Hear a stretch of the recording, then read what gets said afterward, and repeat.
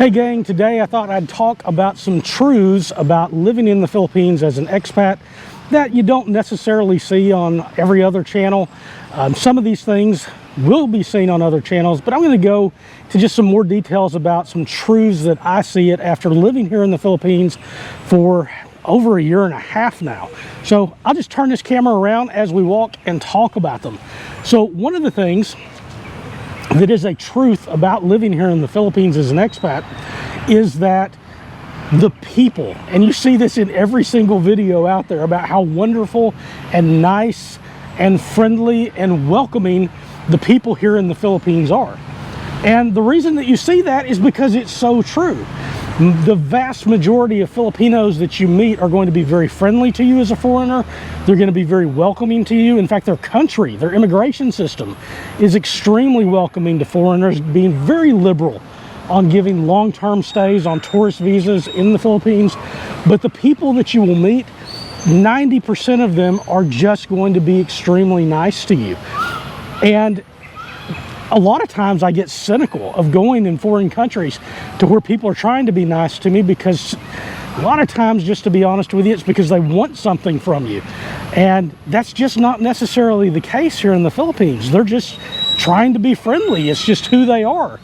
And so I'll give you an example. Is one time when I came in several years ago, I think it was maybe my second trip to the Philippines, I was at the airport and I had landed in Manila at a place that one of the terminals I'd never been to before, and I was meeting somebody outside and I couldn't find where they would be, because usually, you know, they're in the terminal when you exit right there, and all these people kept coming up to try to help me, and I thought they're trying to scam me or get me into taxis, but they really weren't, because finally I actually talked to one of them and they told me, they said, "What are you doing?" And I explained to them, and they're like, "Look, just go right down here. In fact, I'll just take you." And they took me down exactly to where my friend ended up being, which was a place I would have never found on my own, because they were keeping the locals out there. They only were allowing the people who were transiting to come in through.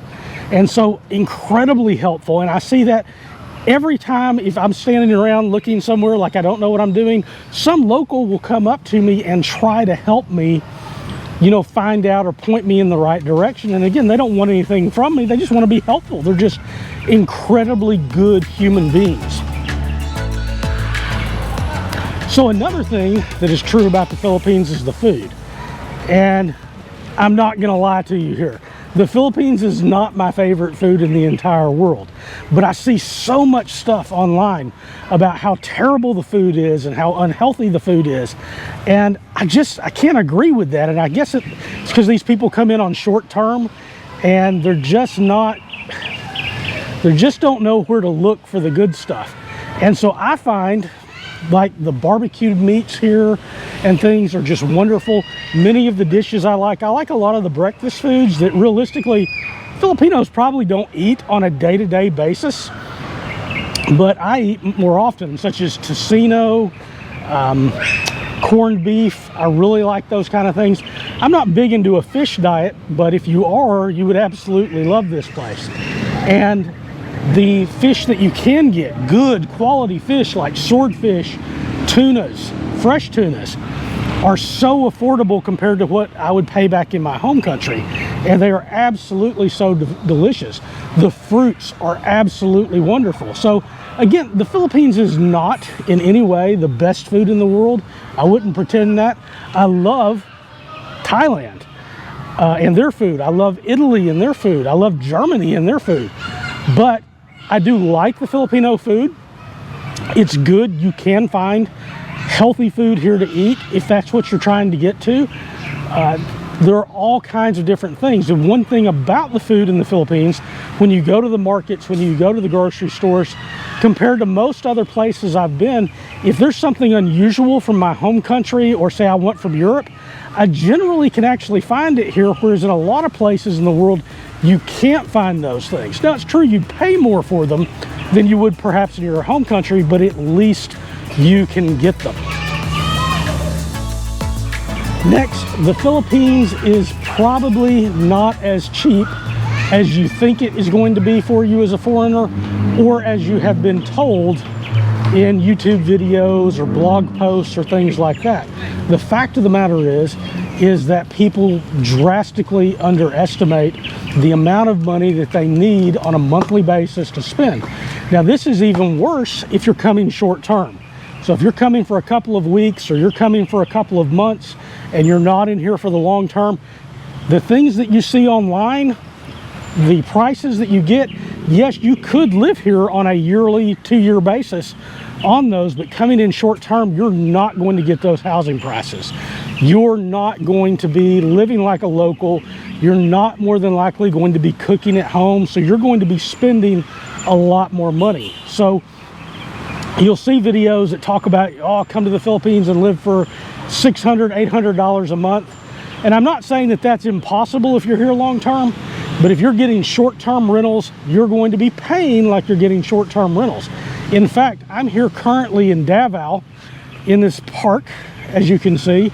Come out here and film frequently, but I looked just last night at the different hotel offerings, and there's very few what I would call high-end hotels in Davao. You probably have one, maybe two that I would put up there as high-end, several medium ends and low ends, but it would be very difficult here to find in Davao a hotel for less than $40, $50, $40 a night that is going to be the equivalent of Western standards. And so I looked back to the area of the country I'm in from the United States at the same time just to see what hotels were going for in Gatlinburg and Pigeon Forge, which is one of the biggest tourist destinations in the United States.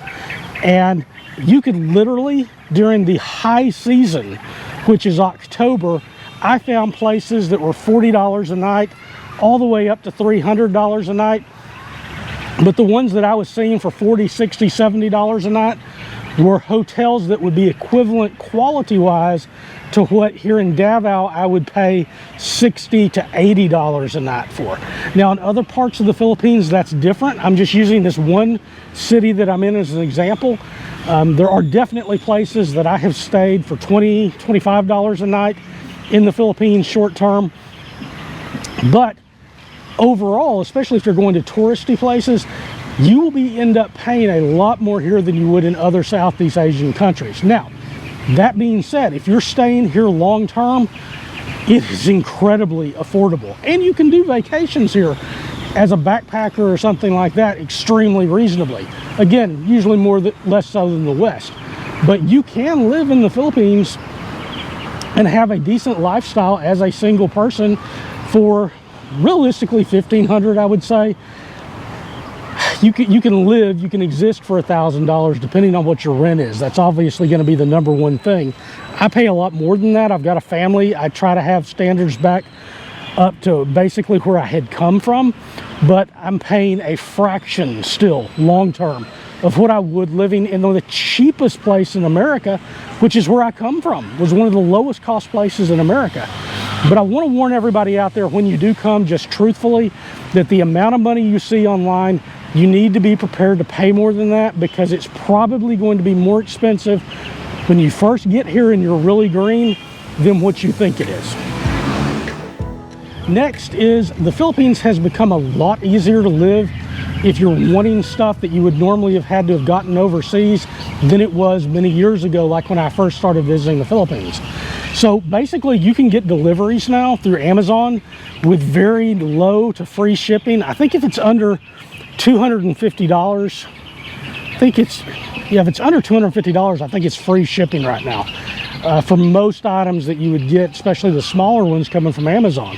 So you can get a lot of things from back home fairly quickly. When I've ordered, they've taken less than 3 weeks, maybe 4 weeks to get here. Whereas before, you'd basically have to return to your home country or have somebody ship it to you. So the one thing I'd like to point out is, if you're coming here long term to the Philippines, is that most anything that you want from a different country is probably going to be accessible or be able to be delivered to you now, given you'll have to have lead times on how long it will get here.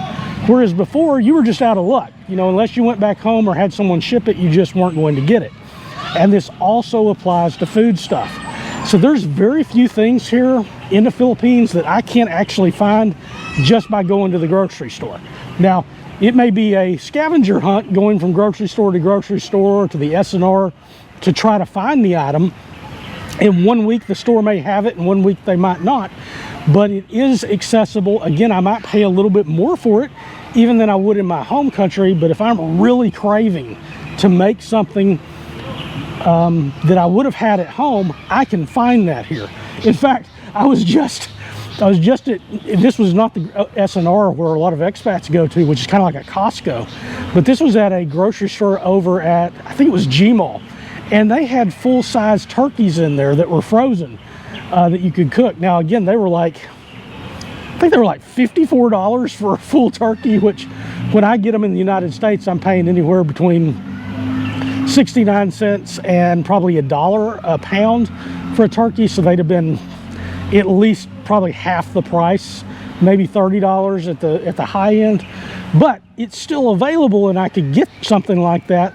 In fact, they actually, with turkey, for instance, they actually do have them here in some places where they grow them domestically. I've never tried to get one, but you might be able to even get a fresh one if you order it in time.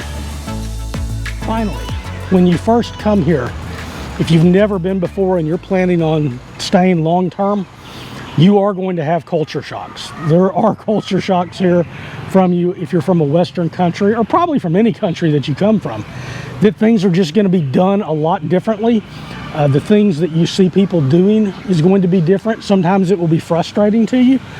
But the good news, especially if you come from a predominantly English-speaking culture, such as an Anglo culture, you can acclimatize here to the Philippines much quicker than you can in many other countries, because their culture, again, so many of them speak English, but their culture, they watch American television shows, they watch European movies. They're very much aware of, you know, the culture in the United States. They're aware of the culture in Europe and other places, much more so than, say, people in the United States are aware of culture anywhere else. And there are a lot of things that are familiar here. Whereas if I go to a place like, for instance, I go to Taiwan, or you go to Japan, or you go to Thailand, they are not going to be nearly as culturally similar as the Philippines is, and not nearly as easy to acclimatize to, especially because of the English. But that is good news for you if you're wanting to come here long term, is that you can acclimatize, you can get used to it, and you really can adapt to loving this place as much as the place you have come from, or perhaps even more. Many things here that I truthfully love much more than my home country in the United States than I do there. And overall, I think it's a wonderful place, certainly to visit for tourism, but it is certainly a great place to live long term. So finally on that, these truths are just things that you need to know before you come. Some of them I know sound a little negative, but you wouldn't want to come over here thinking it's a fairy tale land. You would want to come over and be prepared for that.